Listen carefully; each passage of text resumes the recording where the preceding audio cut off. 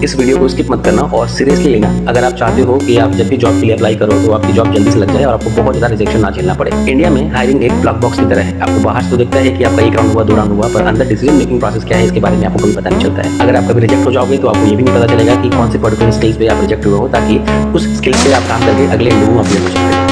Unfortunately India में ऐसा culture ही नहीं है जहाँ पे आपको फिर बताया जाएगा। इमेजिन आप रिजेक्ट होते हो और आपको बताया जाता है कि आपका रिजेक्शन आपकी कम्युनिकेशन में हुआ था और कम्युनिकेशन में आपने ग्रामेटिकल मिस्टेक्स किए थे, आप फंबल कर रहे थे, या फिर आप सेल्स के इंटरव्यू के लिए जाते हो और आपको बताया जाता है कि आपके सेल्स में नेगोशिएशन की स्किल्स काफी वीक थी क्योंकि आपने ये एबीसी आंसर्स बहुत वीक दिया था। अगर ऐसा होता है तो आप अगले इंटरव्यू में बिल्कुल टाइप करके जाओगे और आप निकाल सकते हैं।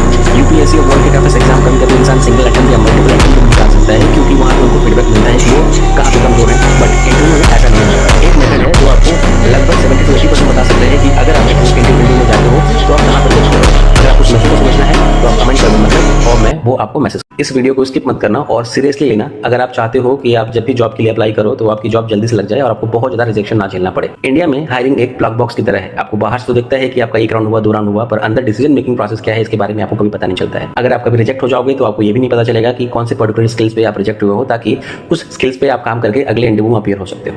अनफॉर्चुनेटली इंडिया में ऐसा कल्चर ही नहीं है जहाँ पे आपको फिर तो बताया जाएगा। इमेजिन आप रिजेक्ट होते हो और आपको बताया जाता है कि आपका रिजेक्शन आपकी कम्युनिकेशन में हुआ था और कम्युनिकेशन में आपने ग्रामेटिकल मिस्टेक्स किए थे, आप फंबल कर रहे थे, या फिर आप सेल्स के इंटरव्यू के लिए जाते हो और आपको बताया जाता है कि आपके सेल्स में नेगोशिएशंस की स्किल्स काफी वीक थी क्योंकि आपने ये एबीसी आंसर्स बहुत वीक दिया था। अगर ऐसा होता है तो आप अगले इंटरव्यू में बिल्कुल तैयारी करके जाओगे और आप निकाल लोगे।